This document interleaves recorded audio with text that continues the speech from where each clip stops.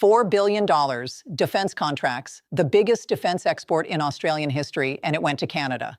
2.6 billion uranium, 5.5 billion trade deals, none of it with America. The Pentagon was next in line for this radar. Canada cut them out, bought it first from Australia. Then Carney flew to India, signed the largest energy deal between the two countries ever. Uranium locked in through 2035. Then he flew to Sydney, landed today. First Canadian Prime Minister to address Australia's Parliament in nearly 20 years. 10 days, 3 countries, 9.5 billion, a new network, and Washington is not in it. If you want to understand these shifts before they hit the news, subscribe and hit the bell. Let us get into it. Here is what Canada bought. A radar that sees over the horizon, literally. Normal radar stops at the curve of the Earth. This one does not. It bounces signals off the ionosphere, detects ships, aircraft, missiles 3,000 kilometers out. Australia built it, operates it, has for decades, covers 37,000 square kilometers of ocean and sky, one of the most advanced surveillance systems on Earth. Canada is putting it across the Arctic, border to North Pole, every northern approach monitored alongside a $420 million investment in permanent military presence in the Arctic. New hubs, new airstrips, year-round forces. This replaces the North Warning System built during the Cold War, designed for Soviet bombers, not for modern missiles, not for hypersonic threats. That system is obsolete. This one is not. Now, here is what makes this sting. America wanted this radar. The U.S. was supposed to buy first.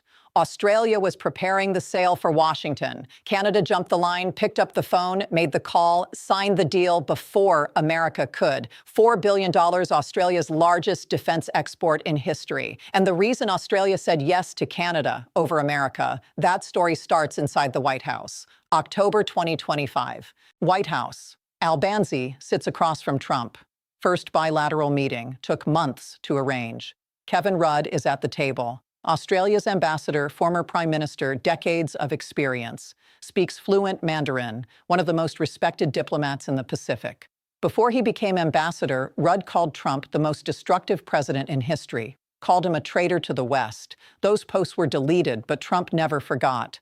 A reporter brings it up. Trump turns to Rudd on camera in front of the world. I do not like you either, and I probably never will. Australia's most senior representative in Washington, humiliated at the table he was supposed to sit at as an equal. By January, Rudd was gone. Then the tariffs. 10% on most Australian exports, 50% on steel, 50% on aluminium, 25% on cars. Trump threatened over a 100% on medicine. Australia asked for an exemption. They pointed to the free trade agreement. They pointed to 80 years of fighting alongside America. Korea, Vietnam, the Gulf, Afghanistan, Iraq, every single war, not one missed, denied. 80 years of loyalty. And this is what they got back. Ambassador mocked. Exports taxed. Exemption rejected. That is not strain. That is demolition. If this is making sense of what you are seeing, hit the like button. It pushes this to more people who need it. Now, look at what Carney did before he even got to Australia. He went to India first. 4 days, Mumbai, New Delhi. 16 months ago, expelled diplomats, frozen relations, barely speaking. Canada accused Indian agents of being involved in a killing on Canadian soil. India denied it. Both sides pulled their diplomats. It was over. Carney walked in and reopened everything. Sat down with Modi, signed 5 deals, 5.5 billion total. The centerpiece, uranium, 2.6 billion, 22 million pounds of nuclear fuel. Saskatchewan to India, locked from 2027 through 2035.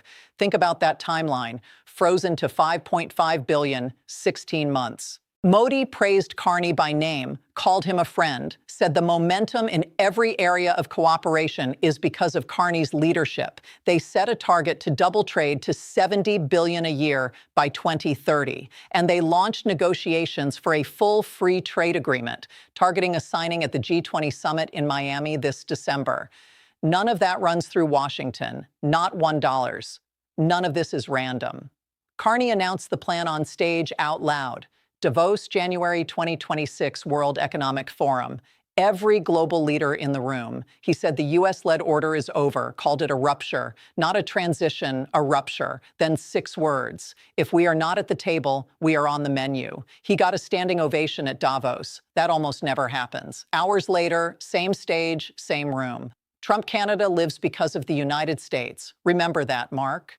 2 days later, Albanese publicly sided with Carney, said he agreed, invited him to address Australia's parliament.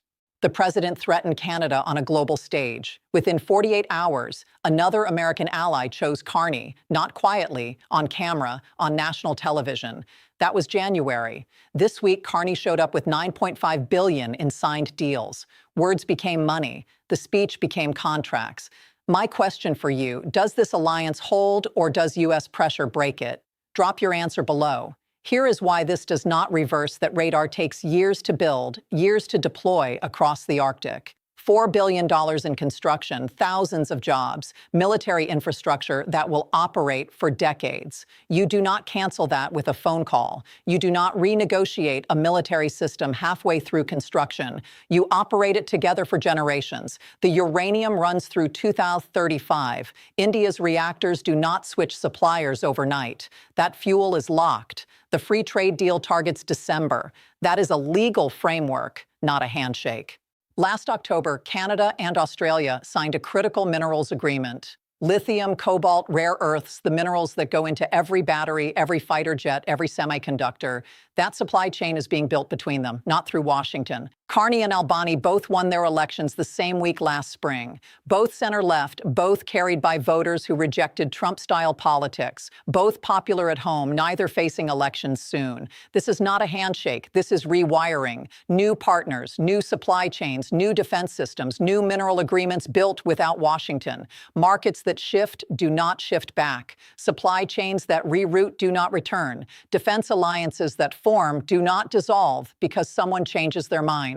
$4 billion in defense, $5.5 billion with India. Critical minerals locked in. And Japan is next. 3 continents, 10 days. And every dollar of it used to flow through Washington. A country told it lives because of America just proved it does not. That is not a headline. That is a structural shift. Structural shifts do not reverse.